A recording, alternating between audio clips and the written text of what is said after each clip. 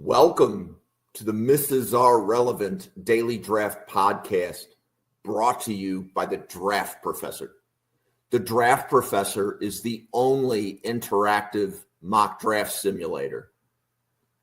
The interactive mock draft simulator has fans mock drafting against the picks of other fans every time you do a mock.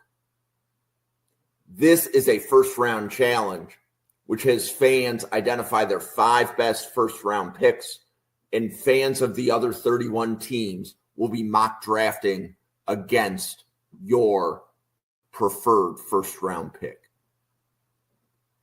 There is a second-round challenge on the simulator, which allows fans to identify their 10 best 2-round drafts, and this will adjust the draft board so that fans of other teams are mock drafting against your best first and second round picks. The Draft Professor has ranked players functionality. This allows users to rank players at their positions and group them in tiers to be able to compare with other draft boards. The Draft Professor has draft a team functionality, as you see here. Draft a team allows 2 or more users to each snake draft a 22-player team, and you can use this to identify your my guys or identify the depth of your draft board, and it allows users to do a mock draft a much different way than any other draft simulator. Welcome to the Mrs. R Relevant Daily Draft Podcast. This episode will begin shortly. Thank you.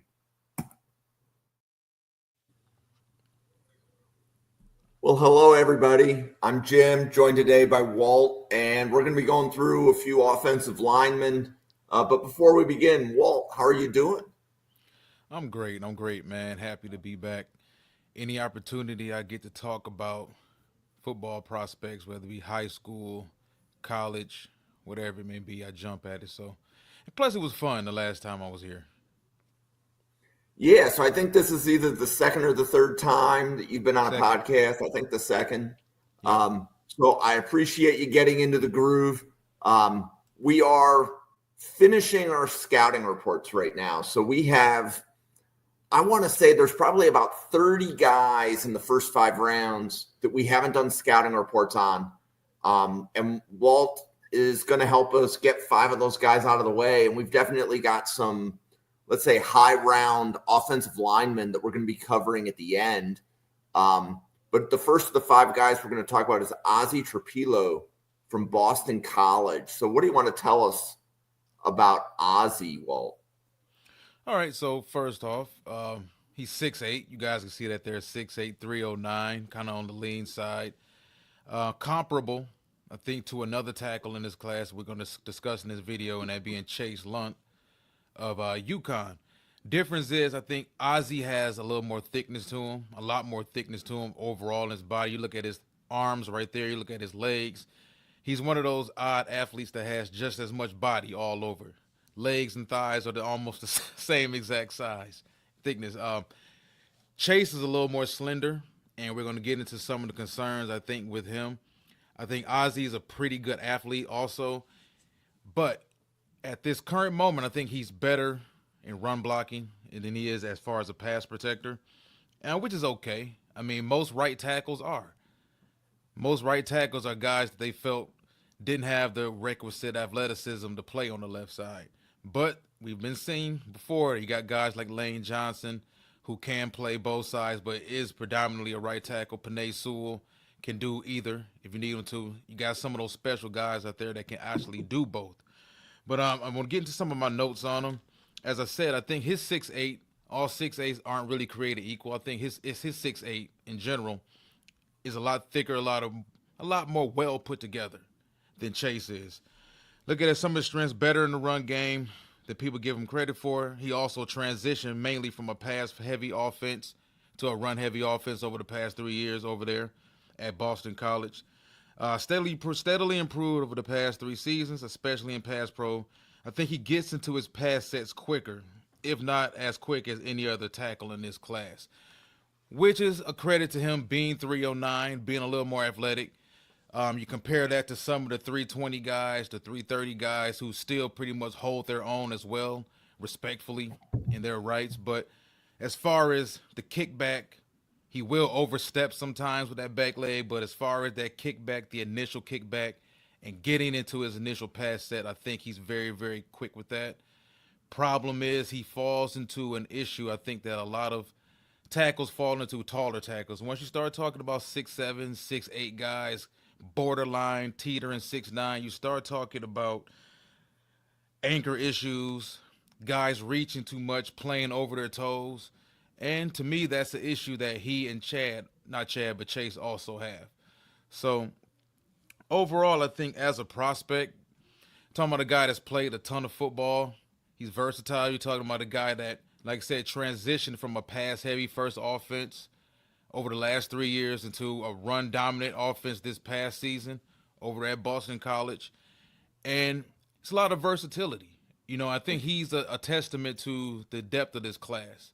He may not be a day one guy, may not even be a day two guy. I know there's a lot of people who do have an undrafted free agent grade on him, but I think it doesn't matter. You look at around the league right now, there's an offensive line issue. And teams for a long time favored the 21-year-old, the 6'6", 308, the 6'6", 310, 315 guy, the dancing bear, the guy with all the upside. But as of late, we've seen seniors and super seniors getting more love as of late, stepping in and playing very, very well. That at the end of the day, I think that was a testament to the COVID season. The COVID season threw a lot of things out of whack. A lot of guys picked up extra years of eligibility, so now you got these super seniors out here.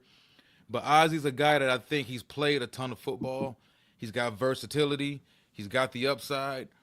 And it's a thicker 6'8". It's not really a basketball player built type of 6'8".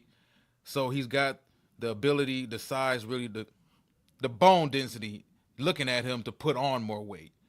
So I think he's a guy where I like not to give anybody an undrafted free agent grade, because if you play at a Power 5 conference, Power 5 school, you give up 2 or 3 sacks over a 4-year period like a lot of these guys have. You played against high-level, first-round talent edge rushers. You can play in the NFL. Now, once you get there, if you have what it takes to be a mainstay, that's a whole different story. But Ozzy has a lot of traits. For me, too many traits for me to put him as an undrafted free agent.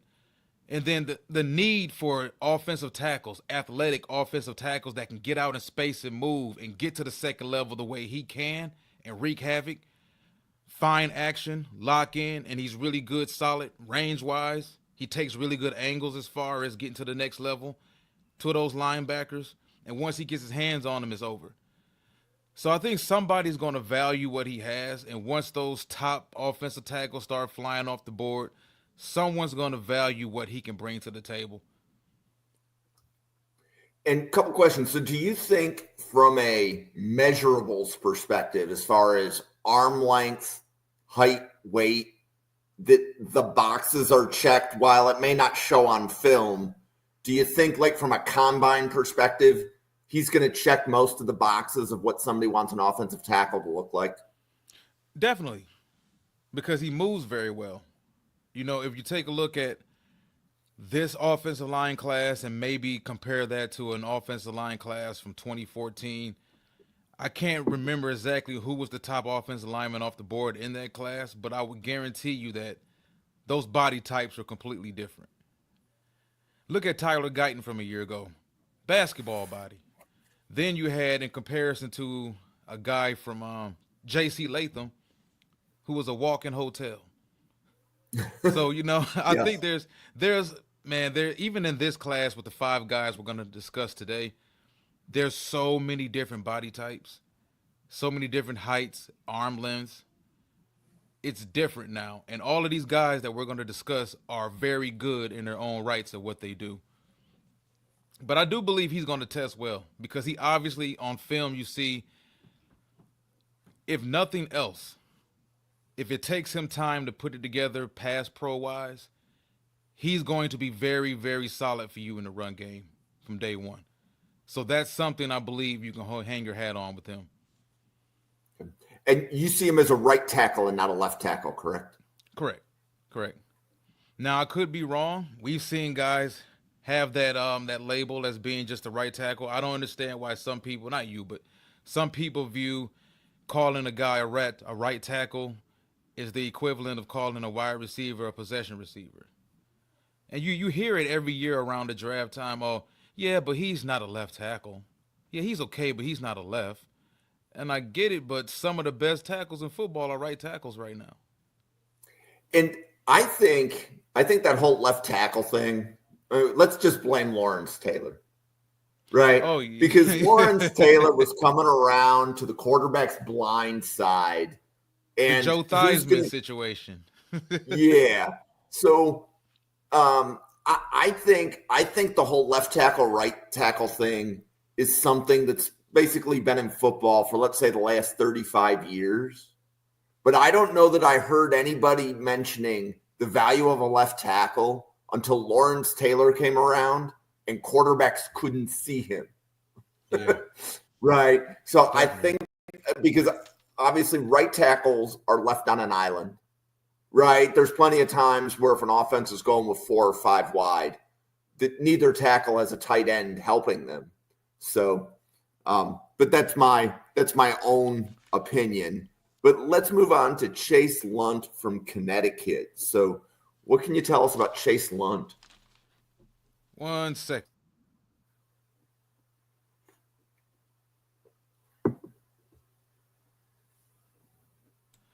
I always got to refer back to my notes. Want to make sure I do guys justice when I start talking about them.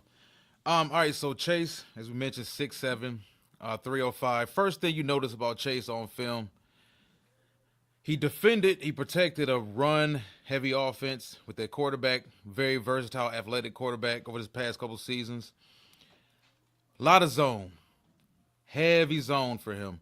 So I do question whether he can fit into a power offense. He does kind of struggle to anchor a little bit. Another issue you do have with guys talking about 6'7", 6'8". Had very good film against Michigan. Had good film against Tennessee and Pierce from a year ago. I got down here, elite range and movement. That's obvious, I think, on film. His foot movement, he's got tons of experience. And the angles, once again, this is another quality right tackle who takes great angles in the run game. Now, is he the finisher when he gets to the second level that Ozzy is? No, because Ozzy's a more powerful 6'8", stronger, and their weight is comparable, but it's evidence of how 6'2", 240 can look completely different on 4 different guys. And their bodies look completely different. He's not as powerfully built as Ozzy. He's the more athletic offensive lineman. As much as it pains me to say it, I think he would be good in San Francisco, even though I don't want to see San Francisco succeed ever. As a Lions fan, that's just how I feel. Just how I feel. But lean frame, I question if he has enough base. And when it comes to pass protection, he's more of a catcher than he is a striker. That's a problem also. You know, because once you get to the second level, you don't want to let these guys get into your chest. You don't want to catch these guys too much, because if you get into the habit of catching edge rushers, these guys are too good. Being 6'7", being 6'8" really doesn't matter at the next level if you don't have balance, you don't play with good angles, you don't have leverage. Because these guys like the Josh Pascals of the world, just to use for an example from my Detroit Lions, this guy is 6'2", 287 with very long arms. And he gets underneath you and he stays underneath you for 4 quarters. And when you're playing against a guy like that, he neutralizes the 6'7". And we've seen a ton of tall offensive tackles over the years fail because they don't play with enough leverage. They're not strong enough at the point of attack, and they're catchers. So I like Chase a lot, though. He brings a lot to the table. This is another guy that's, a super senior, I think. Played a ton of football. Yep. But he does have first-round potential, because I believe if you just watch him on film, he's obviously an athlete. He's one of those guys that you can actually see it. It's not a guy where you see him play sluggish and slow and brick-footed on film, but he gets to the combine and whoa, is that Orlando Pace moving around? It's not a workout warrior. I think that you can see his athleticism, and I believe he's going to test well, very well. Okay. And what round do you see Lundt in? Oh, he's going to creep up. He's not a silent name anymore. He's a name, once you start discussing the Senior Bowls and everything like that, interview processes, he's a guy right along with, I believe, Charles Grant of William and Mary. Those are two names I think fans out there, everyone who's listening, they're not sexy names right now, but both of those guys, and we'll get into Grant. I don't know if you guys have actually gotten into Grant yet, but these are two names you need to be aware of because Lundt could possibly be a mid to late first round pick. And it's gotten to a point where they're just the league is looking for quality offensive tackle play now. They don't care if you went to Clemson, if you went to Alabama, if you went to Akron. They're looking for quality offensive tackle play because we've seen too many failures as far as football players at the tackle position come from these major universities. Now it's like, okay, you know what? Who has the tools? Who has the attitude? Who has the lateral movement? That's the guy we want now, regardless of what logo is on his football helmet.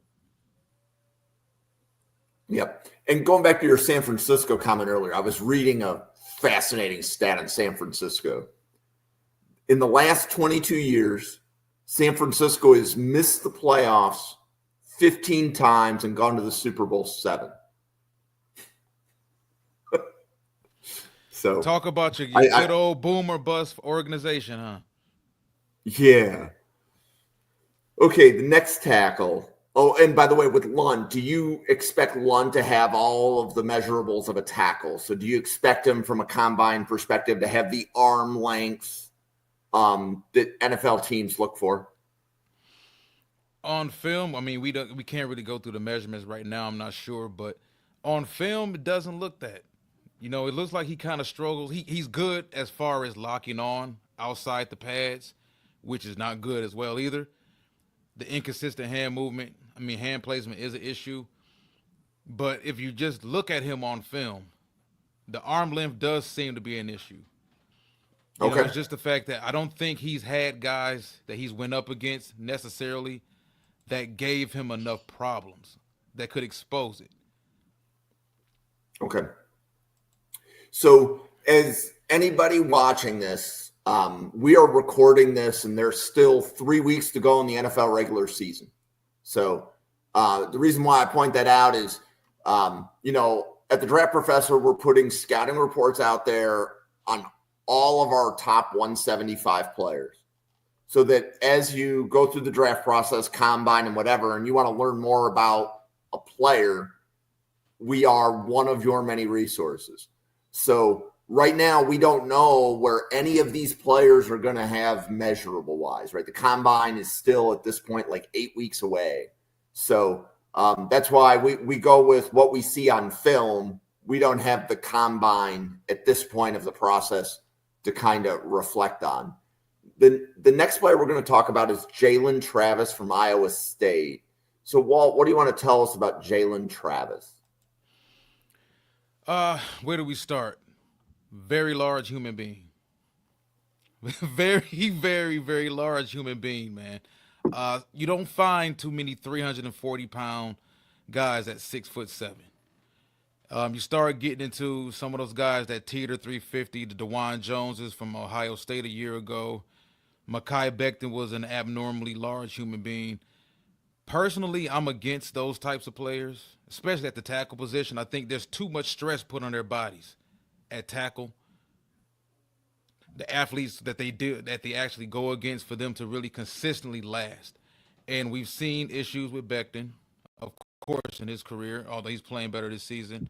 DeJuan Jones, he got there, played really well for Cleveland. He's had issues this season, weight issues. But this guy right here, I think he has the ability to kick inside. Now, the question is this. Do you think he's too tall to be a guard?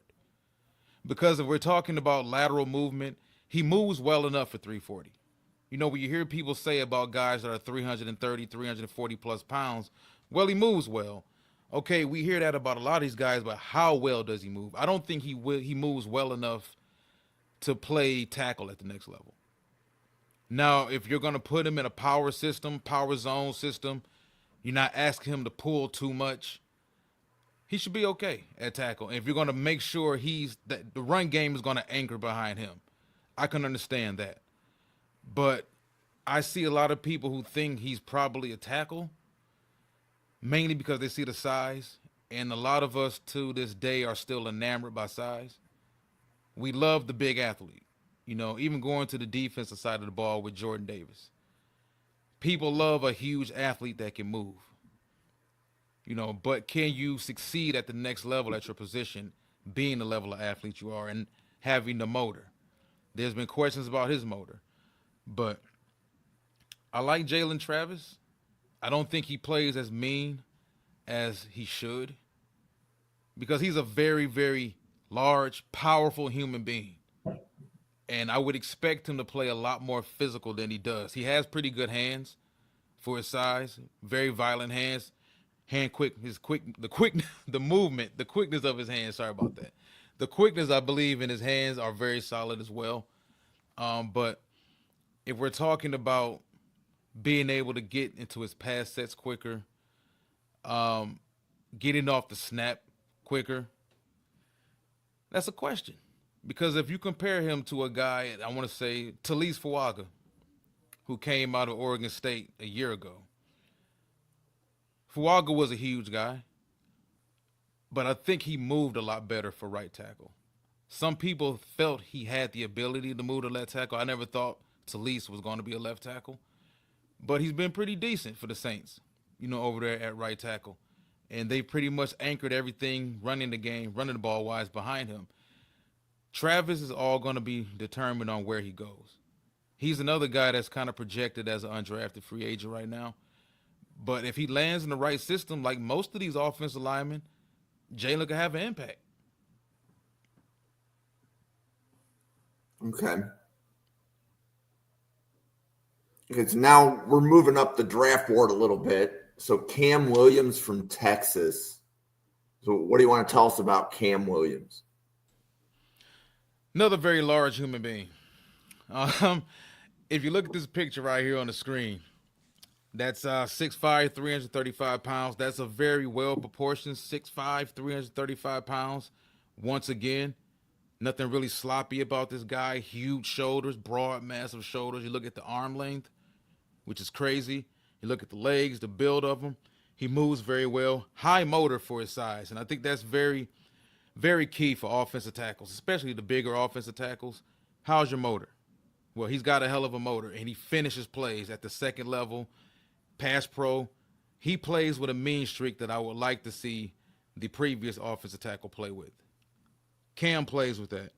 As I said before, I'm not really very in favor of 320-plus pound tackles anymore. I'm more so in the area of 6'5" to 6'6", 310 to maybe 318, 320 at the most. Simply because of the health issues and the injuries a lot of those larger supersized tackles used to have back in the day, because you don't see as many of them anymore. They also tend to have endurance issues. But Cam is different. Cam moves very, very well. Very, very well. You look at his foot quickness. He gets into his sets a little bit better than his partner we're going to talk about in a second. The other tackle from Texas. Banks. Banks. Matter of fact. Yep. Yeah. Yeah. But once again, you know, the bigger the athlete, for lack of a better phrase, I don't want to say clumsy, because he's not clumsy at all. But that's a lot to get moving and asked to stop on a dime consistently, change directions, do this, do that. He does a pretty good job of mirroring also. Oddly enough, better than Ozzy. Going back to the initial guy we talked about, and he's 30-plus pounds heavier, almost 30 pounds heavier than Ozzy, and he does a better job of, you know, mirroring those defensive ends. So, but once again, like I said, he's a guy who, at his size, he has a tendency sometimes to overreach, play over his toes, and that gives him problems. but I can see someone wanting him as the top tackle in his class because his ceiling is beyond high. If you compare him to the bigger name guys, well, he's a big name guy too, but Banks and Will Campbell. Campbell, although more recently we've heard that around the league, Will Campbell is viewed as a guard. They hate his arm length. I don't know what the arm length is, but that's all we've heard, that the arm length is not NFL adequate, and they've already made up in their minds that he's going to be a guard at the next level. So But what I try to do for the podcast is I label everybody an offensive lineman, and then that way when we podcast, we don't get into I've had some of the people say, well, you have him labeled as a tackle and he's going to be a guard, or he's labeled as a guard, but I want to try him at tackle. right. So I'm like, okay, they're offensive linemen, and you can give your opinion and others will give theirs. And I think the consensus is that Cam Williams would be a tackle. Do you see Williams as a right tackle or a left tackle? I think he's talented enough to do either. Okay. Just from a talent standpoint, comparing him to the rest of his class, he's as physically talented, blessed with the size as any of these other guys in here. And, you know, if you look at him, even if you don't feel like he's a tackle, because we've been wrong on guys, a lot of us were wrong on Evan Neal. I know I was wrong on Evan Neal. Evan Neal was huge. I had all of the measurables, and we've seen what has kind of transpired with him in the New York Giants. But if you look at Cam, I think look at the size to play tackle or guard. He's powerful enough and plays with enough leverage to actually play inside at guard. And he's athletic enough and has enough foot speed to play tackle. So, like I said, I get it. I think he's probably 1A or 1 in regards to most talented tackle in this class. Pound for pound, if you put it up with the size as well. Where do you have Williams relative to Josh Connerly of Oregon? Think they're different players. I haven't really had the opportunity film-wise to dive into Connerly as much as I have Cam. But they're different players. And Oregon got, 2 guys over there?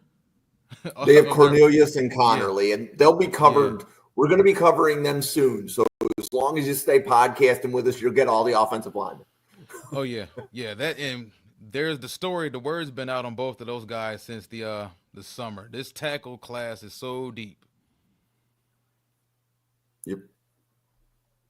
Okay, so the last player we're going to talk about is Kelvin Banks from Texas. Okay, so Kelvin is probably the most popular name in this draft, this class, aside from maybe Will Campbell at LSU. 6'4", 320. I know 6'4" is kind of like the death sentence for tackles now. Anything 6'4" and under, you're automatically a guard. They want everybody 6'5", 6'6". I don't think watching him on film, the 6'4" has hindered him at all. He's got pretty decent arm length. He moves pretty well in space.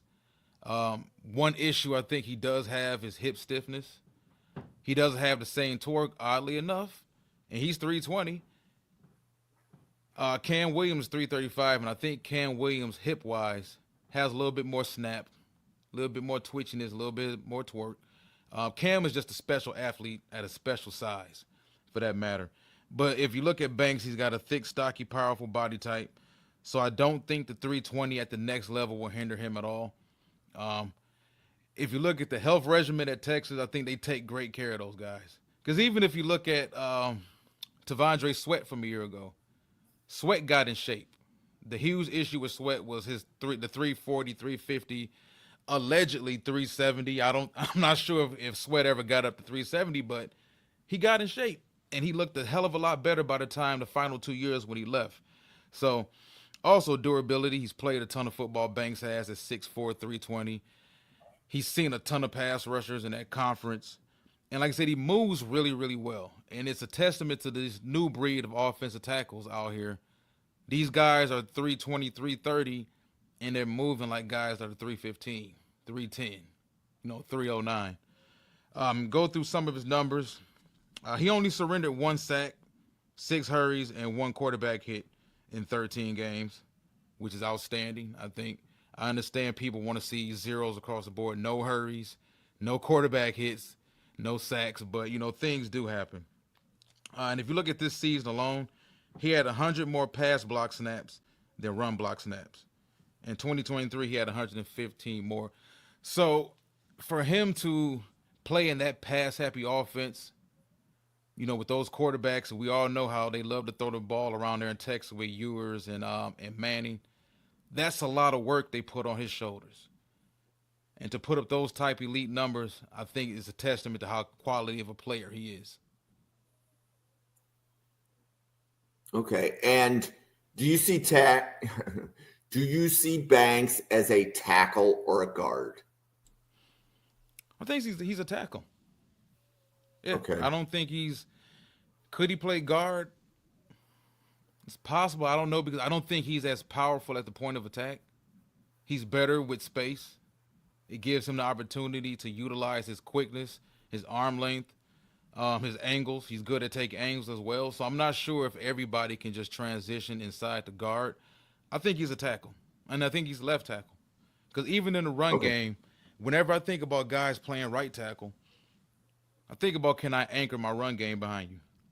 He's not bad at all in the run game at all, but I'm not sure if he's the guy that I would necessarily anchor my run game behind. Another thing, I had some questions on him. If you look at him, he doesn't really slide his feet a lot. He's more of a jump setter. And that's impressive for a guy that's 320 to jump set consistently all game. But once again, once you get to the NFL level, these are high caliber, skilled, well-tuned athletes who their timing's going to be down. You're not going to be able to jump set against everybody. Interesting enough, 335, Cam Williams, footwork, slides his feet very well. Maybe a little bit better than Banks. So that's interesting also, I think, to take a look at. That's pretty much I had on him overall right now. I know we're going to get deeper into all these players. I got a ton of games on deck in the library on Banks, Cam Williams as well. So I will have more on Banks and be able to get more in depth on both of those guys a little bit later on in the process. Awesome. So definitely appreciate you taking about 35 minutes out of your afternoon to record this. So do you want to tell everybody, Walt, kind of who you are, how they can find your content, and about your other podcasts? Certainly. So I full-time cover the Detroit Lions at Lions Avenue. You can go on YouTube. You can find me also on LinkedIn, where this man right above me actually found me. Also, I've covered, well, not anymore, but I covered the NFL draft for 3 years for East West Football Network. Did draft boards, did numerous scouting reports on countless players. Actually went to SMW, that's Sports Management Worldwide, to get my scouting and GM degree. So this is something that is my passion. I've been doing it for going on 6 years now. And hey, like I said, this is what I do, and I enjoy you having me on every week. Fantastic. So if you haven't already, hit that subscribe button on YouTube. Hit that like button on YouTube. That helps the podcast trend before more people. Go ahead and you can give me a follow on X or Twitter at NFL Draft Fanatic. No, I am Fanatic. And on behalf of Walt, myself, and everybody at the Draft Professor, thank you very much for watching, and I hope you have a great day.